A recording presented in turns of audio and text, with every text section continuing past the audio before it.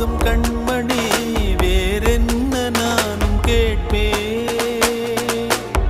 பிரிந்தாலும் மனதிலே இந்த நொடியில் என்றும் வாழ்வே.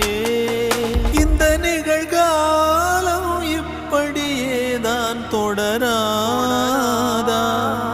எல் தனியான பயணங்கள் இன்றுடன் முடியாதா?